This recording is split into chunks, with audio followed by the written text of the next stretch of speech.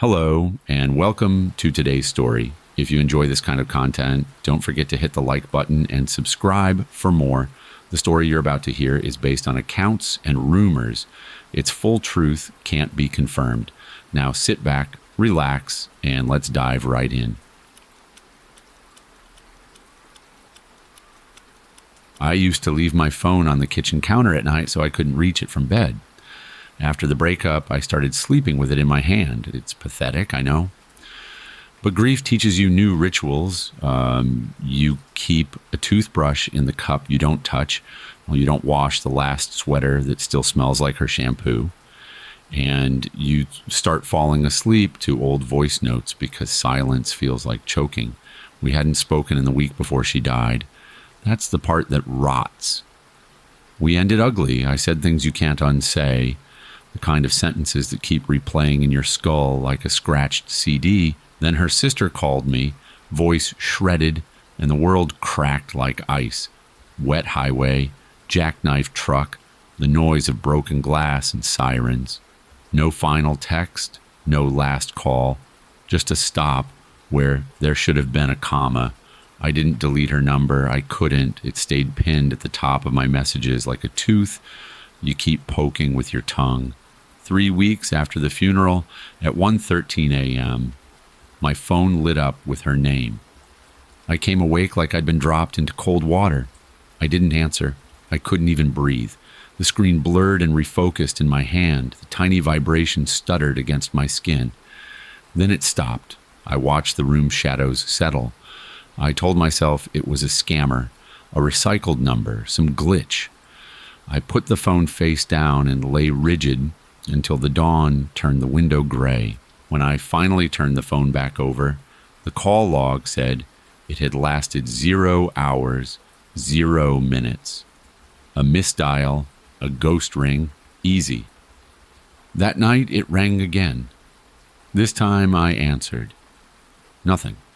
No voice, just a thin strand of static, as if the line stretched across a long, empty field and wind was worrying at the wire. I said her name. I said it again, quieter, like it hurt my mouth to use it. The static hissed softly. I thought I heard something under it, a shift, maybe a breath. Then the screen flashed for a second and a system banner slid down across the top. Call is still active. I frowned. I hadn't touched anything. Hello? I said, stupidly. The static thinned, like it was listening. Who is this? I asked. The banner flickered once more. Call is still active. Then the line went dead. I slept with the bathroom light on until morning. It kept happening. Never during the day.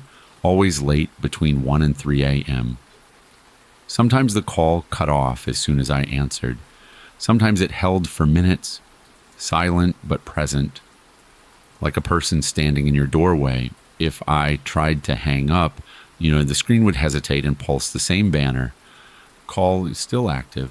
I blocked the number. The calls came through anyway, now tagged as no caller ID.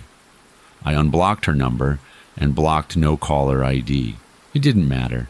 The same thin static, the same cold, too sharp feeling on the top of my scalp that told me the dark knew my name.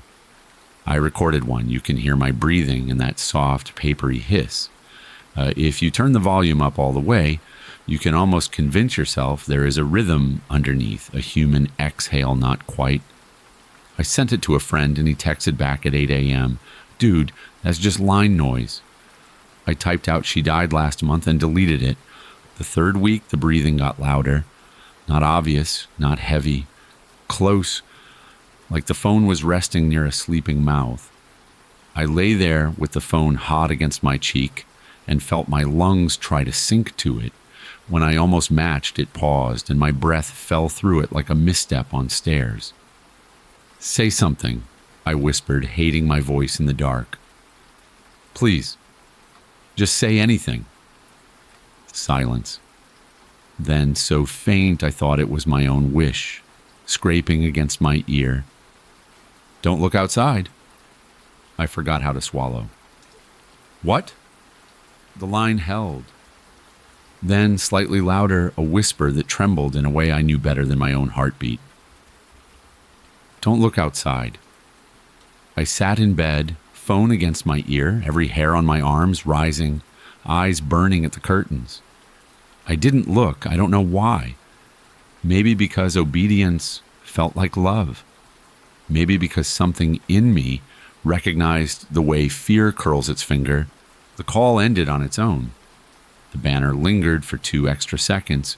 Call is still active. Then faded. I didn't sleep. It felt like my window had teeth. In the morning, I told myself it was a trick, a deep fake, some algorithm scraping old voicemails and building a new sentence. You can buy anything frightening if you want it bad enough. I pulled open the curtains. The street looked like any other late winter morning. Wet pavement, sagging trash bins, a woman dragging a reluctant dog. My reflection hovered, sleepy and chalk pale. I pressed my hand to the glass. It was cold. I laughed, a soft, cracked sound, and felt stupid when it echoed back. That night, the call woke me at 1:41. Don't look outside, the whisper said, more urgent. I kept my eyes on the ceiling. Okay. I won't. A breath I could almost name slid down the line. Please, it said. Just don't. What's out there? My voice sounded like it had picked up someone else's accent. Silence. Then so faint I thought it was memory and not sound at all. It's looking for you. The line died. My phone, warm to the touch, showed me the familiar message. Call is still active. I put the phone on the nightstand, face down, and listened to the house shift. It's old, it clicks and settles, pipes tick, wind finds seams. I told myself that's all it was. But beneath it, like a root under floorboards, there was another noise. Not in the room. On the other side of the glass. Not a knock, not a scrape. A presence, like something patient, leaning its forehead against the pane, waiting for my attention like a cat at a door. I didn't look. Days bled around the edges. I started living in a tunnel. Work, home, the buzz of fluorescent grocery store lights. The careful way I avoided mirrors after dark. The calls became the spine of my nights. Sometimes they came 3 times between 1 and 3. Sometimes just once, stretching long and thin. A thread in my ear that hummed when I moved. When I ignored them, the phone would vibrate again and again, an insistence that felt like a hand on my arm. When I turned the phone off, it turned itself on. When I activated airplane mode, and the call still slid through like steam through a keyhole. When I yanked the SIM, the screen lit with an old-school icon and a single word, incoming. It's amazing how fast you can build a religion when you're terrified. I stopped looking out windows after sunset. I turned mirrors to face the wall. I moved my bed so I couldn't see the curtains from my pillow. I started leaving the TV on at night, not for comfort, but to give the glass something else to reflect. One night, exhausted and raw, I broke. The call had gone on for 7 minutes. An eternity in that octopus dark hour where the house feels hollowed out and you are the only soft thing inside it. I could hear the whisper, barely. It kept repeating a word. I thought it was my name. It wasn't. It was a single pleading syllable. Don't. I sat up. The phone slid on sweat in my palm. I'm just going to peek, I said. Reckless, defiant, needing the relief of proof. Just a glance, okay? Just to show there's nothing there. Silence. I imagined I could feel the phone heat like blood. I hooked one finger under the curtain and lifted it a half-inch. Outside, the street lamp sliced an amber blade through a moving sheet of drizzle. The trash bins were huddled shapes. A car's hood flashed as a drop caught it. Across the street, in an unlit window, something pale shifted. Only my reflection moving. Nobody stood under the light. Nobody stood in the street. I let the curtain fall and laughed with all my teeth. See? I said into the phone. It's fine. The whisper came back, and it wasn't fine at all. Don't... My other phone, the one I keep in a drawer, old and dead, buzzed. I didn't have the drawer open. It buzzed again. Insect weak, a phantom motor in a box. I slid to the edge of the bed and pulled the drawer wide. The dead phone lay face down beside a tangle of old chargers. As I watched, it lit up with a whiteness that didn't belong to any brand I recognized. Across the screen, in a font that looked like it didn't want to be there, text formed, "Call is still active." I stood quickly enough to make the room sway and shoved the drawer shut with my knee. On the line, that whisper breathed my name in the old way, the way that made every summer rise in my throat. "Please," she said, "please don't look." "I already did," I said, too loud. I did, and it was nothing. There's nothing there. Silence. Then, so carefully it made my chest tighten. "If you look, it knows you heard me." The call ended. The banner hung in the dark. Call is still active. I didn't sleep. I went to work with the paleness of a sky before snow. My manager asked if I wanted to go home, and I said no, because home was worse. That night at 2:07, the call came as I stood in the kitchen under the glare of the range hood. I answered on speaker and set the phone on the counter because my hands wouldn't stop shaking. The whisper arrived as a breath on the rim of a bottle. "Don't go near the window." "I'm not." "It's closer." "What is it?" Silence stretched so thin I thought it would slice. Then, like a stranger telling you your own story, it called me first. The microwave clock ticked as if it had a second hand. "I looked," she said, "and it learned my face. It kept calling. In reflections in the rear view, in the dark part of my phone, when the screen was black, it gets you to look so it can... So you know it. So it knows you know it." My mouth tasted metallic, like someone had struck a tuning fork against my teeth. "I tried to turn the car around," she said, and for a second I could hear the wet highway and the strobe of hazard lights. "I thought I could outrun the call. It's not on the line." "It is the line. Please. Just don't..." Something tapped the window behind me, delicate. A fingernail? A moth? I turned my head before I could stop myself. It wasn't a full look, just enough to see motion, a shape shifting its weight just out of the glare's reach. The phone on the counter vibrated in a sudden long shudder, as if a hand had landed on it. The whisper didn't say my name this time. It sounded like it had turned away from me, towards something nearer. The words wicked into my ear so quietly I almost didn't catch them. "Please leave. Go to a room without glass." I fled to the bathroom and sat on the bathtub edge with the phone press-warmed to my cheek. The shower curtain made a gray wall I knew wouldn't hold anything back. I stared at the tile and tried to slow my breath. The line didn't speak again, but it stayed. I brought the phone down and the screen told me what I already felt. Call is still active. At dawn, my neighbor texted a photo of my building. "LOL, creepy rando last night. Do you know them?" The image showed the sidewalk below my window. At the edge of the frame, turned just enough to make the face a smear, was a figure in a dark jacket, head slightly tilted, arm bent at an angle that meant a phone was held up to it. I zoomed in until the pixels fell apart. The screen of the device in their hand was white. Too white, blown out. Even bleached, I could make out 4 words across it, stark as a stencil. "Call is still active." I threw up in the sink and spent the morning shaking so hard, I spilled coffee on my wrists. When I tried to tell my neighbor to delete the photo and block the number and maybe leave for a while, my texts came out like a child's blockhouse. She sent back a gif of a guy locking 7 bolts on a door. "Relax, bro," she wrote. "Probably a delivery guy waiting."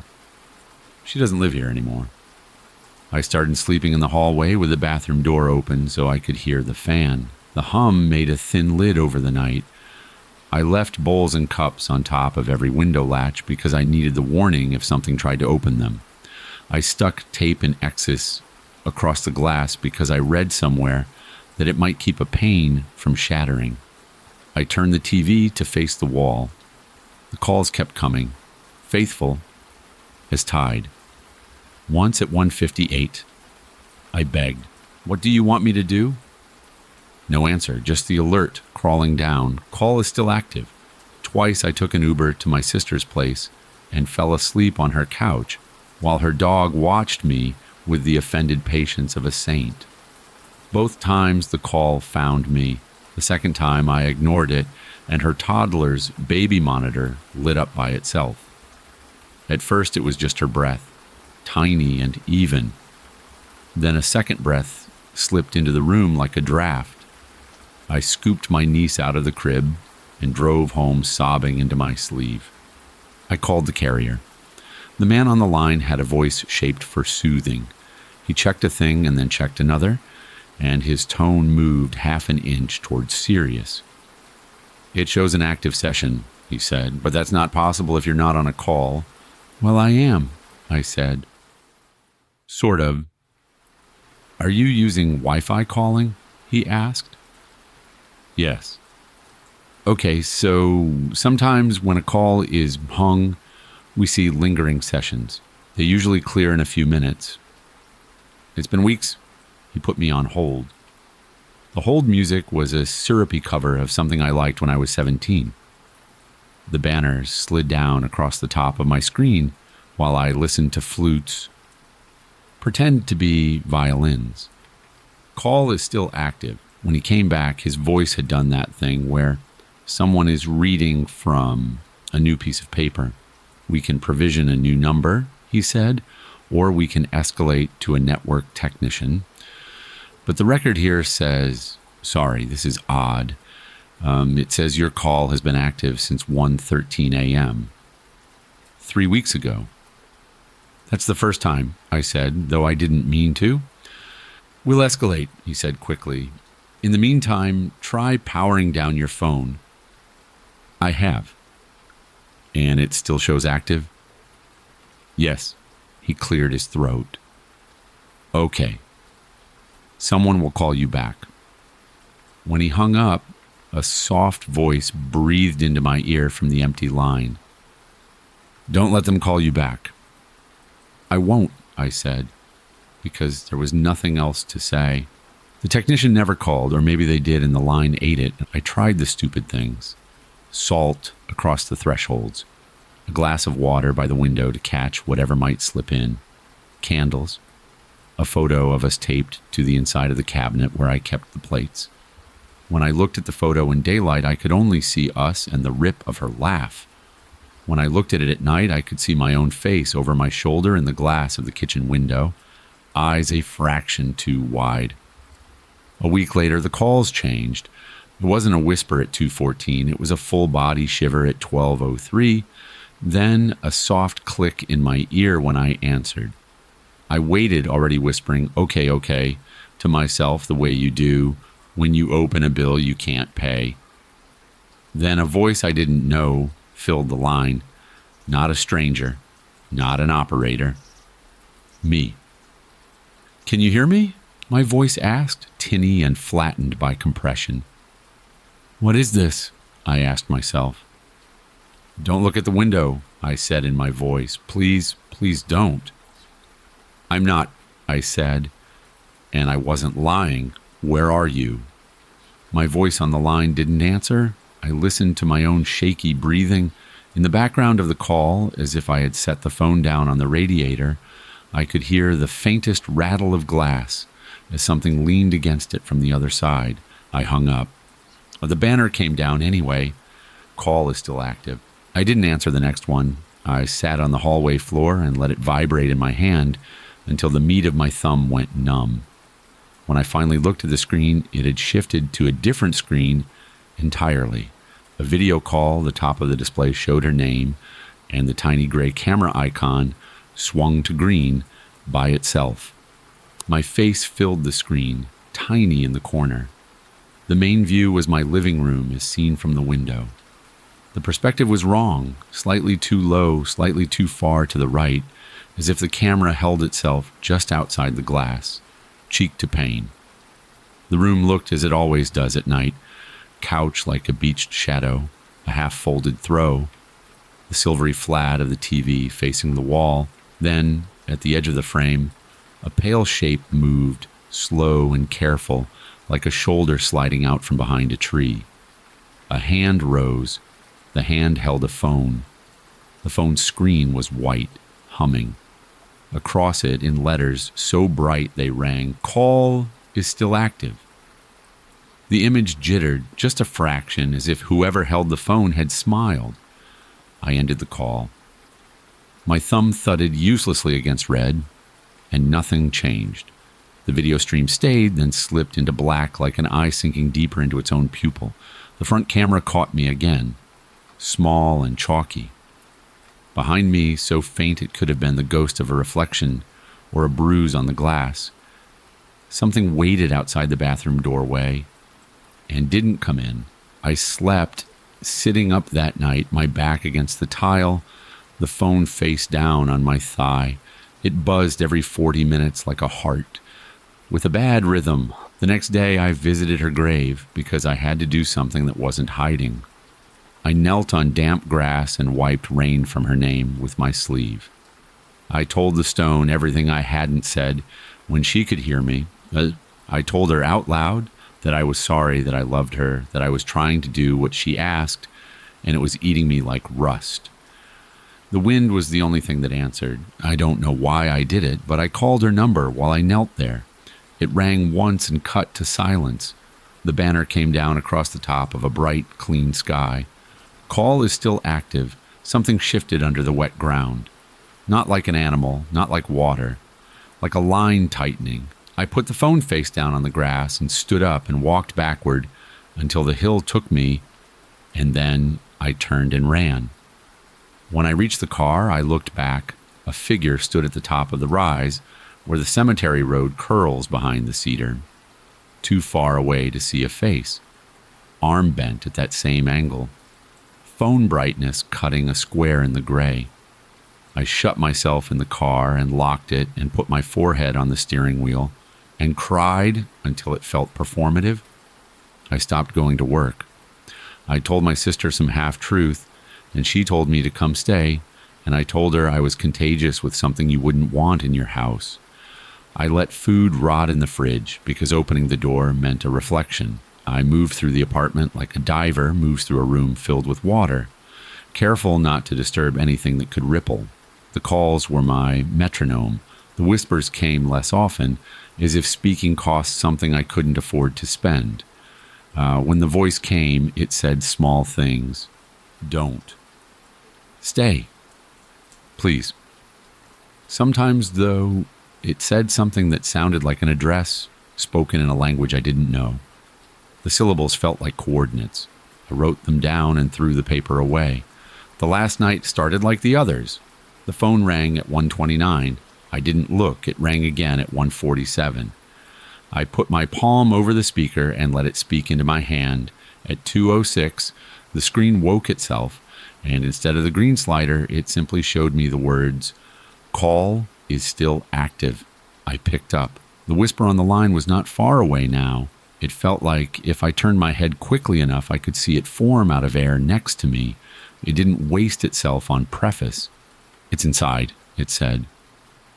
My ribs seemed to cinch. "No," I said, automatic. "No, the windows are shut. The bowls would have... It doesn't need them." I looked at the bathroom mirror, faced neatly to the wall. I looked at the black eye of the shower drain. I looked at my own phone screen and saw my face lit blue-white, and something else behind me that might have been a shadow, might have been the shape of my fear wearing a coat. "What do I do?" I asked. The whisper sounded as tired as I was. "Don't look," it said, like someone praying with their forehead pressed to their own clasped hands. "Okay," I said, because faith is obedience when you're empty. "It needs you to see it, seeing you," the whisper said. "That's the key it wants." Something tapped the hallway's baseboard, gentle, like a knuckle learning the shape of a door. Okay, I said again, staring at the grout between two tiles as if courage lived there. The whisper's mouth was right at my ear. I'll keep it busy, it said, as long as I can. I closed my eyes. It wasn't noble.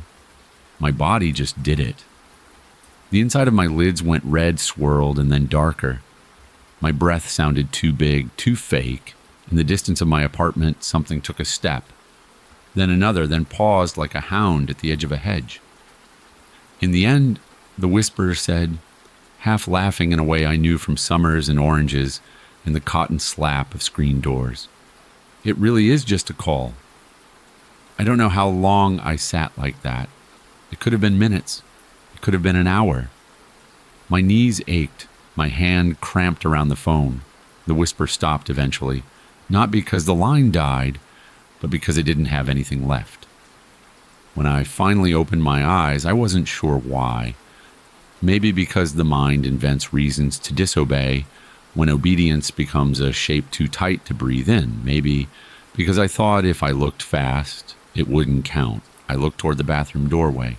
At first, I saw nothing but the dark of the hall mouth and the faint gray beyond. Then a shape resolved by degrees. Not a monster, not a corpse. A person, perfectly still, the exact height to meet my eyes. They were holding a phone. Their other hand hung at their side in a way that suggested patience. The screen of the phone in their hand faced me and lit their chin from below. Across it, words, "Call is still active." I made a sound that didn't belong to my species, and the figure smiled, not cruelly, not kindly, as if to say, "There you are." They lifted the phone. My phone crackled in my ear.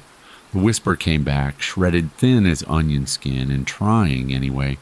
"Don't," I turned my head away. I squeezed my eyes shut so hard, white bursts bloomed.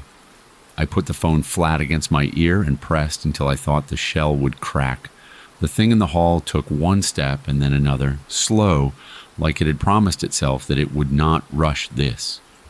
The fan coughed and stuttered as if someone's shoulder had brushed the switch.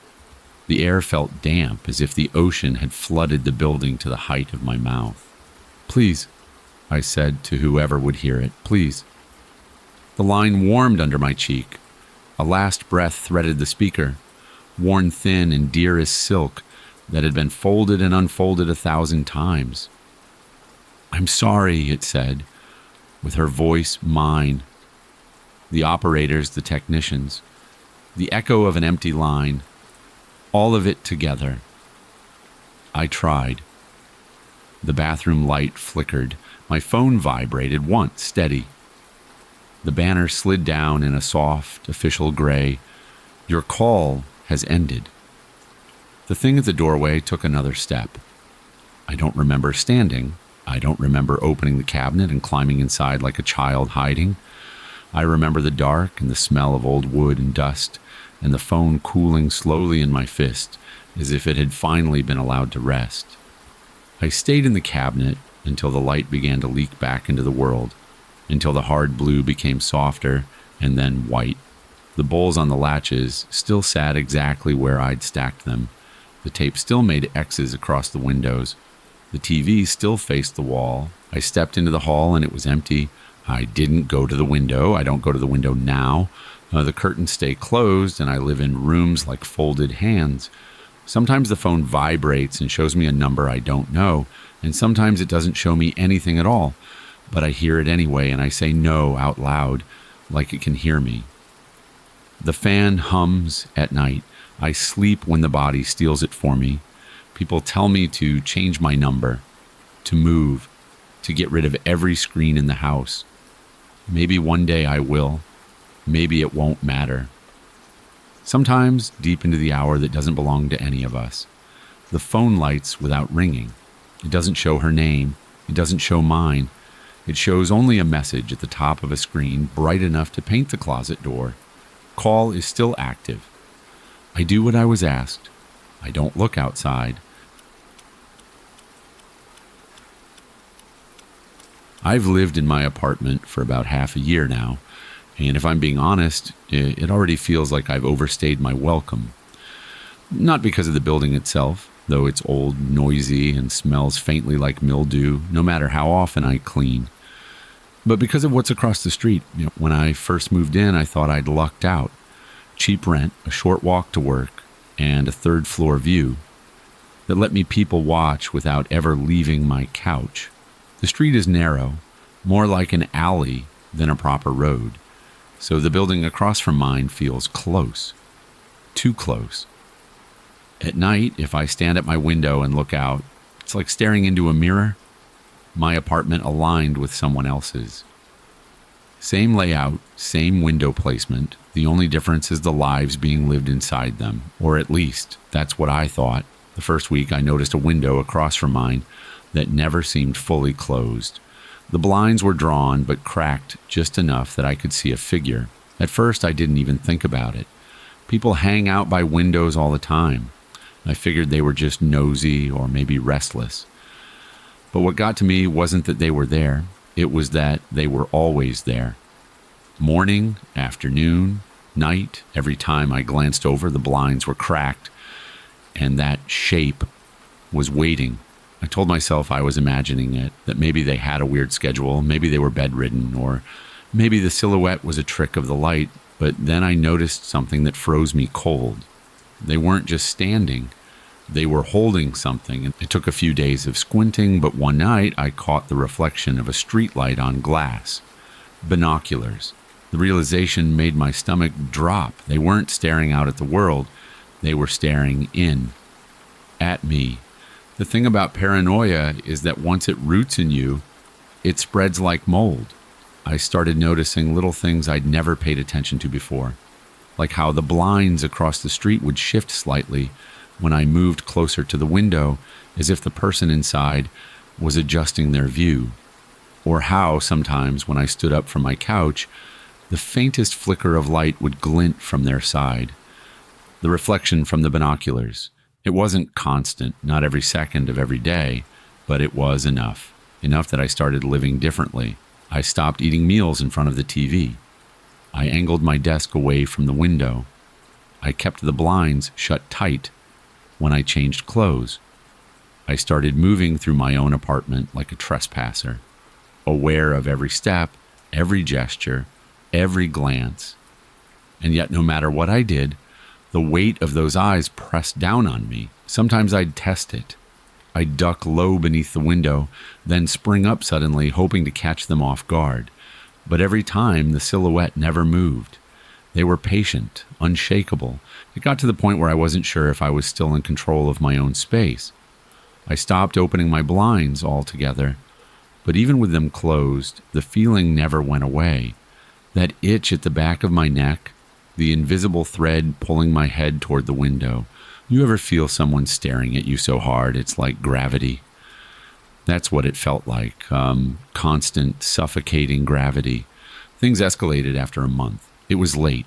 Around 2:30 in the morning, I couldn't sleep, so I wandered into the kitchen, grabbed a glass of water, and, out of habit, glanced across the street.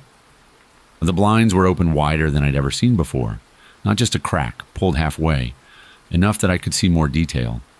I saw their outline, their head, the shape of the binoculars pressed to their face. But what chilled me wasn't the fact that they were watching.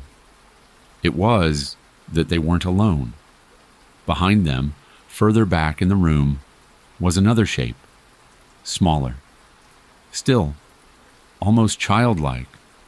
It didn't move, didn't shift. It just was. I blinked, rubbed my eyes. When I looked again, the second figure was gone. After that night, I stopped sleeping, at least not properly. I'd drift off for an hour here, 30 minutes there, waking up at the slightest noise. My nerves were shredded. I tried to talk about it to a friend once. She laughed it off, said I was being dramatic. "It's just some creep," she said. "Close your blinds and move on." But she didn't get it. It wasn't just some creep. It was worse. The longer it went on, the more it felt deliberate, calculated, like I wasn't just being watched, but studied. Then came the mirror. One night, I came home late, dropped my bag by the door, and glanced across the street. For once, the blinds were wide open, no figure, no binoculars, just an empty, dark apartment, except it wasn't empty. There, propped up in the middle of the room, was a mirror, tall, rectangular, angled perfectly toward my side of the street. When I looked into it, I didn't see their apartment. I saw my window, my lamp, my desk, my reflection. I stood frozen, staring at myself across the street, trying to process what I was seeing. It wasn't random. It wasn't an accident. It was a message. I know where you are. I know what you see. And now you see it too? I tore my blinds shut and didn't open them again for days. The strange noises started soon after. At first it was faint, little scratches like nails against glass. Then footsteps. Slow, deliberate creaks across my ceiling. Though I live on the top floor, one night I heard whispering. My name. Drawn out, like someone testing how it sounded. I sat in bed, wide-eyed, clutching my blanket, too scared to breathe. But the worst part? The noises always came from near the window. A few weeks ago, I finally snapped. I couldn't take it anymore. The blinds had been closed for weeks, but the fear hadn't lessened. So I did something reckless. I flung them open in the middle of the night, ready to scream across the street to demand answers. But the window across the street was empty. Blinds closed, no figure, no mirror, and for the first time since I'd moved in, I realized I had no idea what apartment they were even in. I'd been so focused on that one window that it never occurred to me. What if it wasn't the same room every time? What if they'd been moving, watching me from different angles, different floors? My skin crawled with the realization. The final straw came last week. I got home late from work, exhausted, and as soon as I stepped into my apartment, I froze. My blinds were open, and I never leave them open. I know I didn't that morning. But there they were, drawn just enough that someone could have been standing there watching me step through the door. I forced myself to look across the street, but every window was dark. That's when it hit me. They weren't watching from across the street anymore. They didn't need to, because now they were already inside. Since that night, I've heard them moving when I'm lying in bed. My kitchen chair pulled closer to the window. My toothbrush moved to the wrong side of the sink. My phone unplugged from the charger. Battery dead by morning. Little reminders, subtle, like they want me to know they're still here. Last night, I woke up at 3 a.m. to the sound of blinds shifting. My blinds, I sat up slowly, heart pounding, and looked toward the window. They were open. And in the reflection of the glass, I saw myself. Only, it wasn't me. The reflection smiled. I haven't slept since. I'm writing this now because I don't know what else to do. I can hear them moving even as I type. Every time I blink, I swear the reflection lingers just a fraction longer than it should. If I disappear or if someone else finds this, don't bother looking across the street. Look behind you. That's where they'll be. I didn't buy the TV because I needed it. I bought it because I was lonely. It sounds pathetic when I say it out loud, but it's the truth. The apartment felt empty. Nights stretched too long, too quiet. I thought a big screen, something bright and distracting, might make the place feel less hollow. It was sleek, modern, packed with features I barely understood. Voice commands, integrated apps, motion sensors, a tiny camera at the top for gesture interaction, and seamless video calls. The salesman called it an extra pair of eyes for your home, and he said it with this easy laugh, like it was a joke. I laughed too, but later, alone in my apartment, I thought about that phrase, an extra pair of eyes. At first, it was everything I hoped for. I lost weekends to entire seasons of shows, scrolled endlessly through streaming menus, even played around with the voice controls. TV, play horror, I'd say, and it would pull up a dozen options instantly. I felt less alone somehow. That lasted about 2 weeks. The first notification came on a Thursday night. I'd just brushed my teeth and was heading to bed when the TV screen lit up by itself. New viewer activity detected. I froze in the doorway. I live alone. At first, I assumed it was a glitch, maybe some algorithm thing. Maybe I'd left a streaming service open on another device. But the phrasing stuck with me. New viewer activity, not new login, not new device, as if someone had just sat down in my living room. Turned it off, locked the door to my bedroom, and spent the night staring at the ceiling. The notifications continued. Every night, always after midnight, always when I was alone. New viewer activity detected. A new profile is now active. One additional presence confirmed. I checked everything. My Wi-Fi, my account settings, my device list. Nothing was unusual, no extra logins, no hacked password. I called customer support. They told me to reset the TV, said it was firmware issues. I did. It didn't help. Then the red light began. The tiny LED under the camera at the top of the screen, the one that means it's active. I'd be half asleep on the couch, drifting during some late night show, and I'd see it flicker. Quick, a single blink. Other times I'd wake up in the middle of the night for water, glance at the dark screen and see the faint red glow staring back. I covered it with tape. Thought that would fix it, but the light kept blinking even through the tape. And worse, sometimes it would blink in a pattern. 2 short, 1 long. Almost like Morse code. I stopped using the voice features. I stopped sitting on the couch, but the light kept blinking, steady as breath. Things changed when I found the recordings. I hadn't been looking for them. I was digging through the menus one night, desperate to figure out what was wrong, when I saw a folder I'd never noticed before, hidden behind layers of settings, almost buried. Borrowed Eyes. I opened it. Inside were dozens of video files. The first one I played almost made me drop the remote. It was me, sleeping. At first, I thought maybe it had accidentally recorded from the living room, but the angle was wrong. Too high, looking down directly at my bed. Another file showed me brushing my teeth in the bathroom. Again, impossible. The TV was in the living room. Shouldn't be able to see me there. Every file was the same. Me cooking, me showering, me at my desk. Always from angles the TV couldn't physically reach. It was like the camera wasn't bound to the screen anymore, like it had borrowed other perspectives. My breath turned to ice when I opened the newest file. It was me, asleep again.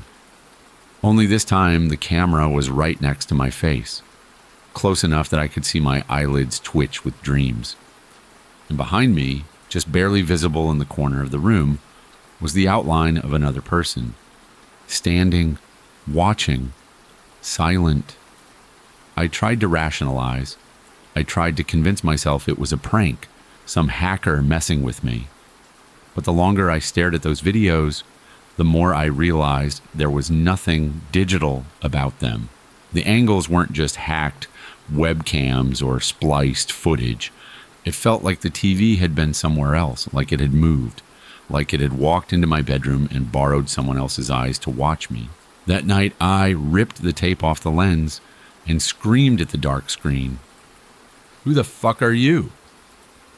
The TV stayed black, but then a notification popped up. "Your borrowed eyes are functioning normally." My stomach dropped. I stopped sleeping in my bedroom after that. I dragged a blanket into the hallway and curled up there, away from the windows, away from the TV. But it didn't matter. The notifications followed, not just on the TV anymore, on my phone, on my laptop, once, on my microwave. New viewer activity detected. Your borrowed eyes are observing. One additional profile active. I smashed the TV a few days later. Took a hammer to it until the glass shattered and the circuits spilled across the carpet. I thought that would be the end. It wasn't. The first night without it, I woke to a faint clicking sound, soft, rhythmic. I sat up, holding my breath, and the sound came again. Click, click, like a camera shutter. I turned slowly toward the window, and in the reflection of the glass, I saw the red light blinking. Not from the closet, not from the shattered TV. From the corner of my bedroom, I tried to leave, packed a bag, booked a hotel, but even there, the notifications followed on the TV in the room, on my phone. Your borrowed eyes are functioning normally. The hotel TV turned on by itself at 3 a.m. The camera was already pointed at the bed. I came home after that, not because I wanted to, but because I realized it didn't matter. Wherever I went, they came too. The eyes weren't in the device. They were in me. I started finding new recordings, not just on the TV, on my phone, my laptop, a flash drive I swear I didn't own, videos of me sleeping, eating, crying into my hands, and in every one, the angles got closer. Until the last one. The last one was shot from inside my own eyes. I watched myself lift my phone, open the folder, and play the file. I watched my own pupils dilate in horror. I dropped the phone so fast it clattered to the floor. Tonight, the final notification appeared. Your borrowed eyes will now be returned. I don't know what that means. I don't know if they're coming for the borrowed eyes they used to watch me, or if they mean mine. But the blinking has started again. Not from a device this time, from inside my skull. Every time I close my eyes, I hear the shudder. And when I open them, the world lags for a second, like something else is looking through me before handing control back. If you're reading this, if you're hearing this, check your own devices, because then maybe that's why they call them borrowed eyes. They don't belong to you. They never did. I don't remember the first time I saw him. That's what unsettles me the most. Usually when you notice someone strange, a face that stands out, a presence you can't explain, there's a first moment that locks in your memory. But with him, it feels like he's just always been there. A man lingering in the background of my life. I only realized it recently, but the longer I think about it, the more it feels like he's been around much longer. Maybe my whole life. The first time I consciously noticed him was on my commute. It was a rainy Tuesday and the bus was packed. I grabbed the only seat left, shoved my earbuds in, and zoned out. That's when I caught him in my peripheral vision, a man in the very back row, sitting too straight, hands clasped neatly in his lap, not looking at his phone, not staring out the window, just sitting and watching. When I turned fully to glance at him, his eyes flicked away as if I'd caught him. He didn't look embarrassed or startled, though, just patient. Average guy, really, medium build, short brown hair, clean shaven, the kind of face you forget instantly. He wasn't remarkable at all, and yet I couldn't shake him. 2 days later, I saw him again, this time at the grocery store. I was in the produce aisle, debating between apples and oranges, when I looked up, and there he was.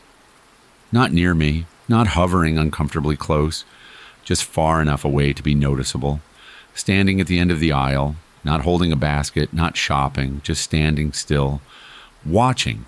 I left without buying anything. After that, it became impossible to ignore, on the sidewalk outside my job. Across the street from my apartment building, once, late at night, parked in a car I didn't recognize, with his hands gripping the steering wheel, unmoving, never close, never interacting, always background. At first I thought maybe I was imagining it, some weird face recognition glitch in my brain. But the details were always the same, the posture, the bland clothes, the calm, patient stare. And no matter where I went, he was there too. I tried to bring it up to friends once. We were grabbing drinks after work, and I said, half joking, "Ever feel like someone's following you? Like the same guy keeps popping up everywhere?" They laughed. Asked if I'd been watching too many crime documentaries. I dropped it because how could I explain that it wasn't just someone? It was the same man every time. A few weeks ago, I finally snapped. I was walking home from the bus stop. The street was quiet, the air damp with fog. I felt him before I saw him, that crawling pressure of eyes on my back. I turned, and sure enough, there he was. Standing under a streetlight half a block away, I stopped walking. My heart was hammering, but something inside me burned hot enough to push back the fear. I shouted, "Why are you following me?" The man didn't move, didn't flinch. I took a step closer. "What the fuck do you want?" That's when he smiled, just slightly, not a warm smile, not mocking either, just calm. And he said, in the most casual voice I've ever heard, "Don't worry, I'm just making sure you're safe." I stood frozen, my words caught in my throat. By the time I thought to respond, a car passed between us, and when it was gone, so was he. I didn't sleep that night. His words looped in my head like static. "I'm just making sure you're safe." Safe from what? From who? And why me? I started combing through old photos. Childhood albums, high school yearbooks, anything I could get my hands on.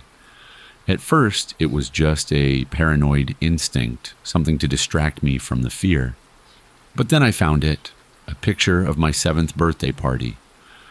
I was sitting at the head of the table, cake smeared across my face. Behind me, blurry in the background, was a man standing near the window. Same short hair, same build, same clasped hands, same man. I tore through every album I had access to, family vacations, Christmas mornings, random snapshots of me at school, and in dozens of them, always blurry, always in the background, there he was. Unchanged, not older, not younger, exactly the same as he is now. I tried asking my parents if they noticed. My mom just frowned and said, "What man?" even when I pointed directly at him. My dad shrugged it off as probably some relative. But I know what I saw. Now, I can't escape him. I've stopped leaving the house, but even here I see him. Across the street, reflected in the TV when it's off. Once, I swear, in the reflection of my own bathroom mirror, standing in the hallway behind me. Always background, always patient. Sometimes I hear footsteps outside my apartment door at night, slow, deliberate. They never stop at any other unit, always mine. I don't answer. 2 nights ago, I woke up to the sound of my phone buzzing, a notification I didn't recognize. Shared album updated. I don't use shared albums, but when I opened it, my blood turned to ice. Dozens of new photos, all recent. Me sleeping, me eating, me sitting on the couch, staring at my phone. And in every single one in the background, there he was, unchanged. I don't know who he is. I don't know how long he's been watching me. I don't know what he means when he says he's keeping me safe. But last night, when I finally worked up the courage to look out my window, I didn't see him across the street. For the first time in months, he wasn't there. I thought maybe it was over, maybe he'd gone. But then I turned around, and he was standing inside my apartment. Not in the background anymore, closer than ever. I live in a boring little suburb, the kind of neighborhood where the loudest sound at night is a sprinkler ticking or someone's AC unit wheezing. That's why the first time I heard the buzzing, it froze me. It was late, maybe around midnight. I'd been lying in bed scrolling my phone when I noticed this faint sound. At first, I thought it was a huge mosquito outside my window, but the sound didn't fade. It grew steadier, louder, mechanical. I got up, pulled back the blinds, and saw it. A drone. Not one of those toy ones you buy for a kid, either. This one was sleek, black, about the size of a shoebox, with little red and green lights flickering under its body. It hovered above the streetlight, like it was hanging on an invisible string. It just sat there, completely still, buzzing in place. Then, as fast as it had appeared, it tilted slightly and zipped off over the rooftops, vanishing into the dark.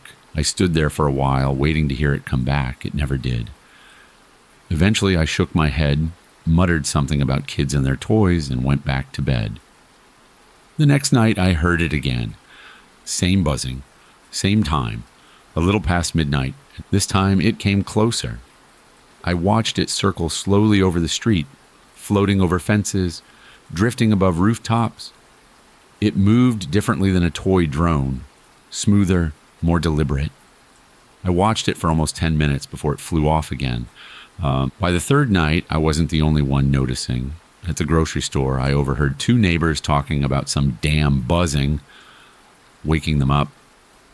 Another guy posted on our little Facebook community page, anyone else seeing drones at night? Creepy AF?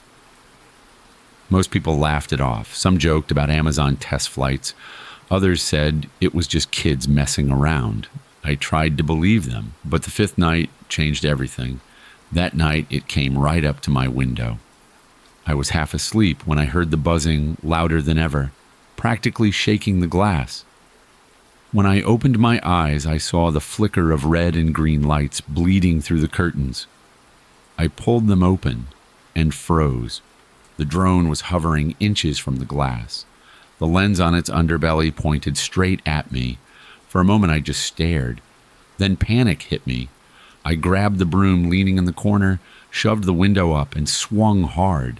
The bristles clipped one of its rotors, and the drone let out this high-pitched whine before jerking sideways and crashing into the bushes below. My heart was pounding so hard it hurt. I slammed the window shut and sat on the floor for the rest of the night, broom across my lap like it was a weapon. At sunrise, I went outside. The drone was lying in the wet grass, one arm bent, blades cracked. I poked it with the broom a few times, half expecting it to jump back to life, but it stayed down. When I bent to pick it up, I noticed a little compartment underneath. A slot inside was an SD card. I sat at my kitchen table, laptop open, hands sweating, and slid the card in, and it loaded instantly. Thousands of photos. At first, it was boring stuff. Aerial shots of the neighborhood, backyards, roofs, driveways. Then I clicked further. My yard, my porch, my windows, and then me. The first one hit me like a fist. I was sitting on my couch watching TV. The glow of the screen lit my face. The angle wasn't from outside. It was from inside the living room. I clicked faster. My hands were shaking so badly I almost dropped the laptop. Photos of me brushing my teeth, cooking dinner, sitting at my desk, sleeping, always sleeping. Photos from above me, from behind me, from impossible angles. One image made my whole body go cold. I was asleep in bed. The timestamp said it was from 3 weeks ago. The photo was taken from directly above my face. I slammed the laptop shut so fast the screen cracked. My stomach lurched. I took the drone outside and threw it in the trash bin, slamming the lid down like I was burying it. But that night, the buzzing came back, louder this time, more of them. I lay in the dark, listening as 3, maybe 4, drones circled my house. Their shadows skimmed across the curtains. The sound vibrated in my chest. I sat on the floor, broom across my lap, too scared to move. When morning came, I went outside. The trash bin was empty. The broken drone was gone. The buzzing returned every night, always after midnight, sometimes just one drone, sometimes a whole swarm. I tried to block them out, covered the windows with blankets, bought blackout curtains, parked my car in the driveway and slept inside. But no matter where I hid, they found me. One night I turned on the dome light in the car and saw a drone hovering inches from the windshield, staring at me with that unblinking little lens. I stopped going out after dark. I kept the lights low. My neighbors thought I was crazy. I called the cops once. The officer who showed up barely glanced around. "Probably kids," he said. "They'll get bored." I showed him the cracked laptop screen, the photos I managed to recover. He flipped through them, frowning, then handed it back. "Looks like Photoshop," he muttered. "Don't waste our time with this." That's when I realized I was on my own.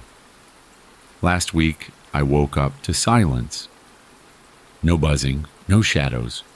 For the first time in weeks, I thought maybe it was over. I even laughed. Short, shaky, but real. Then my phone buzzed. New photos available. My cloud storage had synced. Thousands of images I didn't upload. I opened the folder. At first it was rooftops, then my yard, then me. Always me. The most recent one made me drop the phone. It was me in bed, taken from inches above my face. Timestamp 3 seconds ago. I ripped down the blankets from the windows, and the street was empty. No drones, no buzzing, just silence. For the first time, I thought maybe I'd lost my mind. But when I turned back, I noticed something. The closet door. It was open a crack, and inside, faint and steady, was the red blink of a camera lens. I don't like my attic. It's one of those unfinished ones with exposed beams, itchy insulation, and just enough room to crouch if you're careful not to hit your head on the nails sticking out of the rafters. It smells like dust and wood rot and something faintly sour, like old books left in the rain. I only go up there when I have to. A few weeks ago, I was cleaning out boxes to donate some old clothes when I came across it. A journal. Dusty, thick, the leather cover cracked and stiff with age.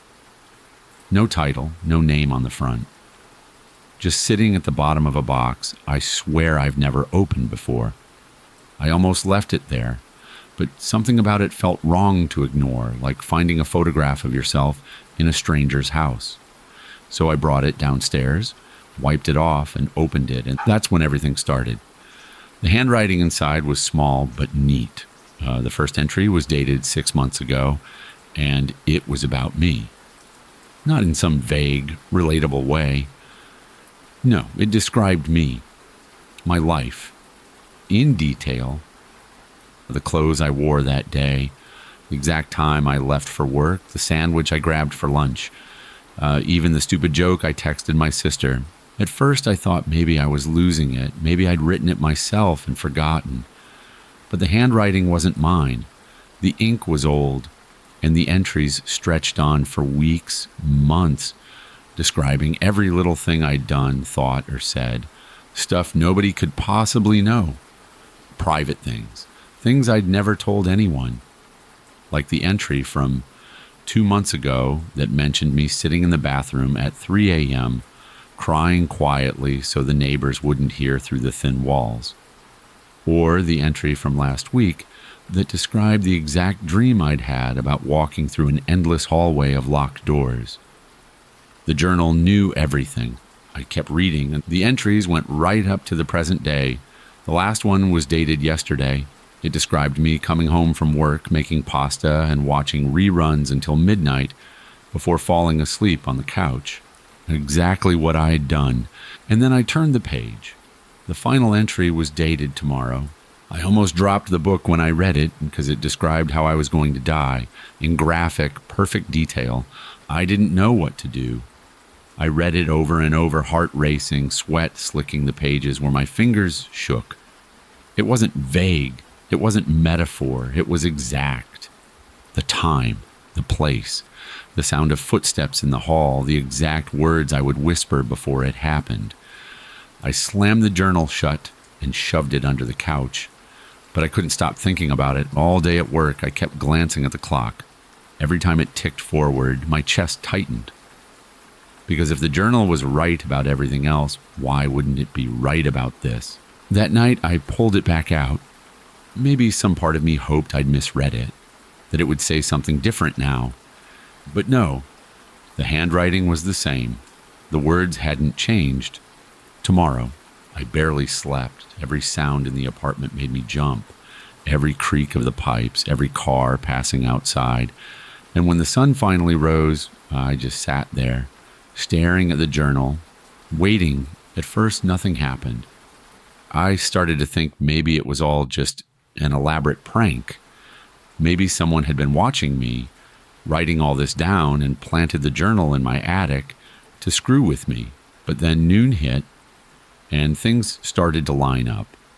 Exactly the way the journal said. The knock at the door, The delivery I wasn't expecting, the phone call from a number I didn't recognize. Every detail matched. I tried to change things. I refused the delivery. I ignored the phone call, but the events happened anyway, just differently. The package was left on my porch. The number called again.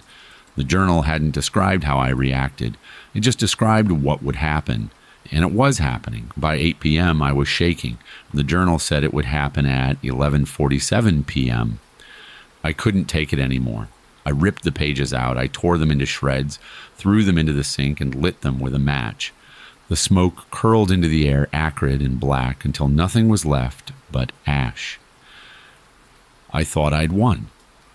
But when I turned around, the journal was sitting on the table, perfectly intact. I opened it with trembling hands. The entry was still there. 11:47 p.m., and this time there was something new written at the bottom. Trying to burn the book doesn't change anything. It's 11:30 now. I can hear footsteps in the hallway outside my apartment. The journal is open in front of me, the ink fresh like it was written seconds ago. And I don't know what scares me more, the thought that it's right or the thought of what happens after the last page is filled, because now there's one more line that wasn't there before. And after you're gone, the journal will wait in the attic for the next reader. Thanks for listening. I really enjoyed putting these stories together for you. If you liked it, hit that like button, subscribe for more stories, and share it with someone who's into this kind of stuff. See you next time.